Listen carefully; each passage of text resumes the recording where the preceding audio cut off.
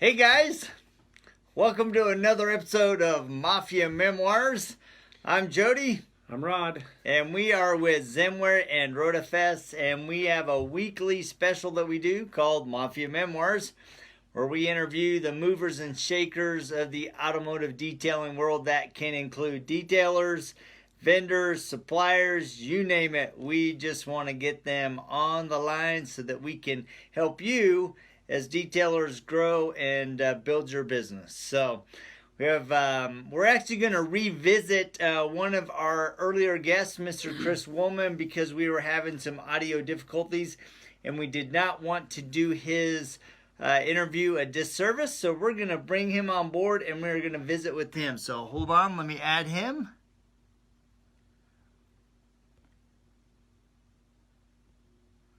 Like he's coming on board.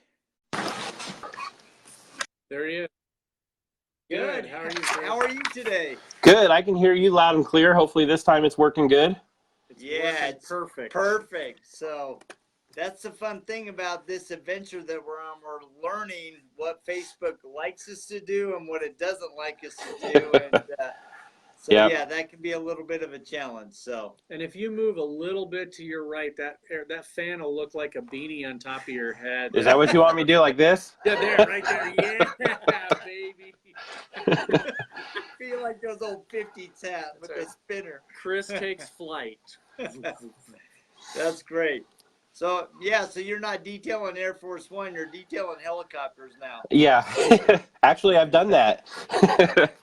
But that's awesome. we did Did you just do one? Yeah, it was about, I want to say 6 months ago. It was a what is that? Boeing's big competitor, over an Airbus helicopter. That's what it was. Okay. So it was very awesome. cool. Yeah, we washed and waxed it one night in the dark. It was their demo helicopter. Well, at least you don't have to worry about halos, right? No. And they always look better at night. Always. That's right. That's right. That's awesome. Well, we appreciate you joining us. So, you have a lot of really cool things going on. Not only are you a full-time detailer or a part-time, I'm not sure if you're part-time or full-time. We can talk about that, but you also have a new title, Renny's Hitman. But why don't we start with how you got into the business and your journey to where you are today? All right. Well, I am, just to answer that question, I am currently a part-time detailer, and I'm working for Renny pretty close to full-time. But I got started when I was in college, actually. So about 20 years ago, I detailed for a company out in Salt Lake City, and one of their customers, or one of my customers through there, ended up hiring me away from the detailing job, and he owned a high-end home theater and home automation business. And so I spent the next 18 years in that industry doing various jobs, working in small business, keeping things going. And it was time to make a change. So that's when I went back to detailing for myself. I trained with Renny through detailing.com, I want to say back in 2012, 2013, right around then. And then I retrained with him back in 2017 so that I can get involved with the Detailers Network and the Detail Mafia. So that's awesome. Nice. Yep. So we also know that you are a big Baja bug freak. I don't know about big, but I have my very first and my very first Volkswagen, and it's my 66 Baja Bug. It's a little rough. It's rusty here and there. It's got fading paint, primered hood, that kind of thing. But it's a car I don't have to wash. It's a car I don't have to wax. Which is just what I wanted. Yesterday, my two 1-year-old lab puppies decided that it would be fun to chew the valve stem off one of the tires. So that's a mouthful of that. Oh yeah, I heard it hissing in the backyard. I walk out there and these two dogs just staring at it with their heads cocked, wondering what's going on. And that was that. $20 later, I had to go get the tire fixed. Nice. That's funny. Yeah. So do you get out much in your Baja Bug? Yeah, I drive it. I drive it almost once a week at least. It's a lot of fun just to take out. I get thumbs up everywhere I go. Kids love it. Kids today don't see bugs very often, really. We used to, when I was growing up, every third car was a bug, it seemed. But nowadays, you could go a long time without seeing one. So Yeah, it's fun. my very first car was a blue Baja Bug 65. Yeah. And I loved that car. It was fun, but it was a little rough. Yeah. Well, I actually have, oh, go ahead. Go ahead. Oh, I was going to say, I've actually worked on Volkswagen since I was a kid in the 80s. I don't even know how many, I couldn't even count them all, but I've had one since the mid 80s. I still have a Volkswagen now, but you posted a couple of weeks ago, that green one that you passed up. Yeah. And I actually had the very first winter mint green Baja Bug in the nation. And I was in Hot VW's magazine in the 90s with it. Very cool. And like I said, I've had one ever since, but I've just got a Passat. But I built Bajas. I've actually went to the Baja several times in Nevada, in some of those circuits, and used to cruise around and do that stuff for a while. So we're fighting a low battery here. So Jody's gonna jiggle the screen for just a second. We got the pop-up warning, and hey, I appreciate all the people making comments. I see all the people from Michigan, and Scott Mesha's there, and Dan wants to give you him a ride in June. Oh yeah. Oh, that means yeah. Dan's coming out for the IGL training we're doing up in Big Bear, and that would mean I'd have to drive it up the mountain. I'm not sure that car can take it. You can do it. You can do it, man. Yeah, it's a handful on the freeway. At about 65 miles an hour, you're holding on pretty good. So you just need to work on it, beef it up.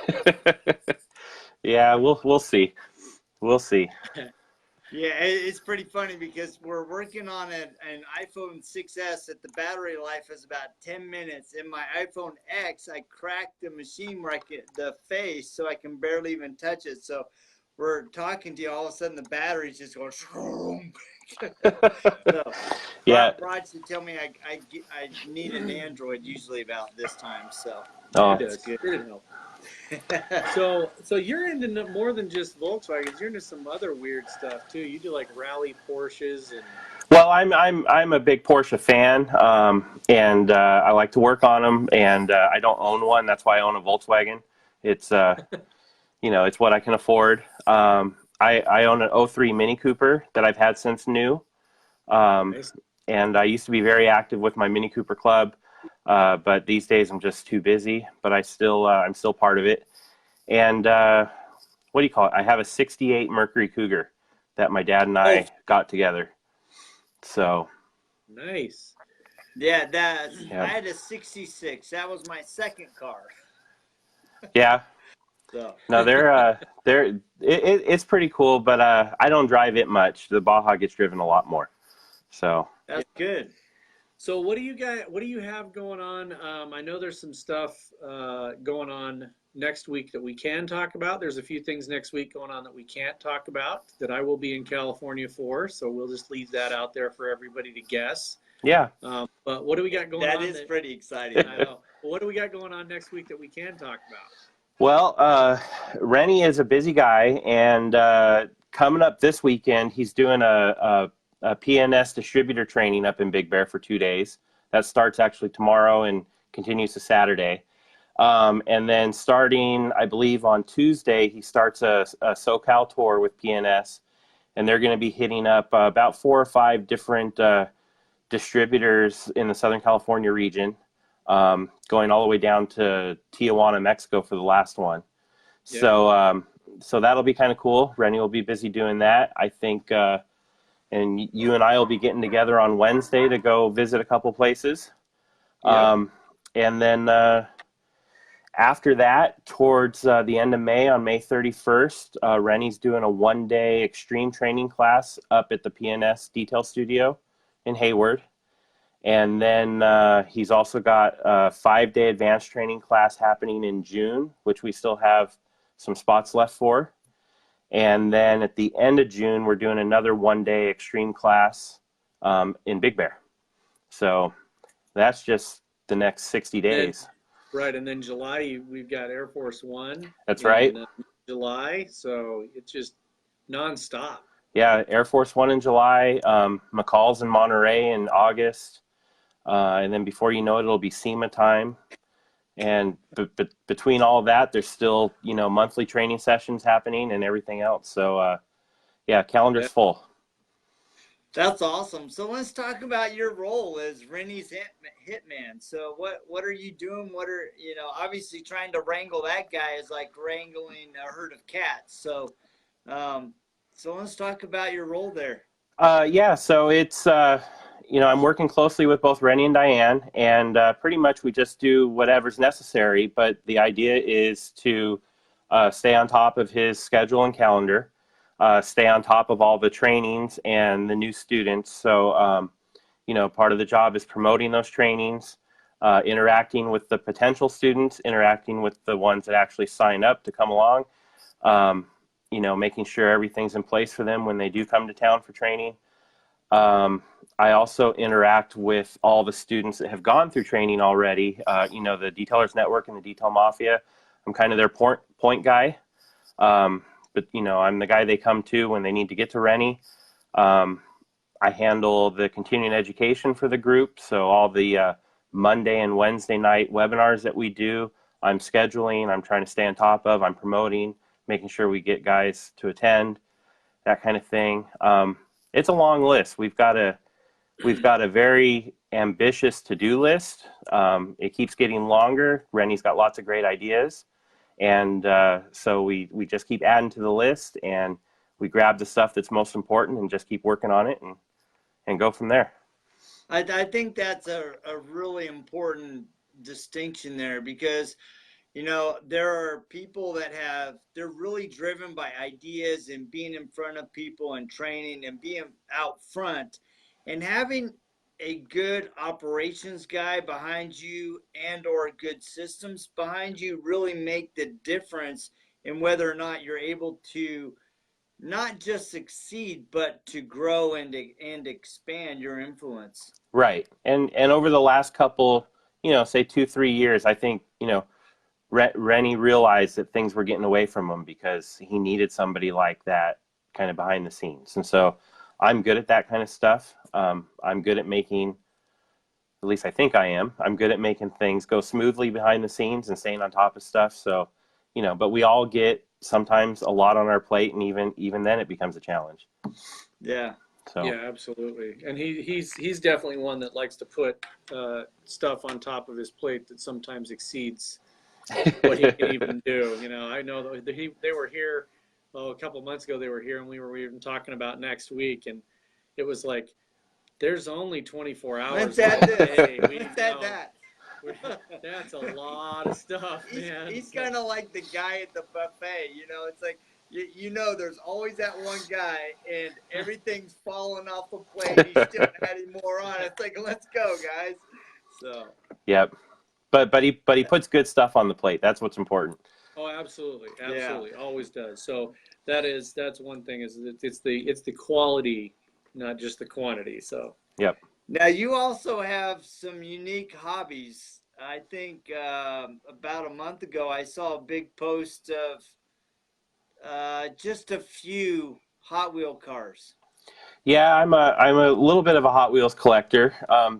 I wouldn't consider myself a crazy diehard, but I do make special stops when I'm on the road to go look for them, and I've got 4 or 5 boxes full of unopened Hot Wheels, and I've got, actually you could kind of see them on the wall behind me right now. I've got about 200 to 300 on display just sitting behind me. So I like it's fun to look for the cars that I enjoy. I don't like just any Hot Wheels. They're just cars that I happen to like, but it's fun, and they're just the right size and the right price. Yeah, that's perfect. You can own them all. I can own a Bugatti if I want to. That's right. That's right. For 99 cents, you can own a Bugatti. So you're saying you're the Jay Leno of Hot Wheels? Yeah, It's pretty close. Yeah. There you go.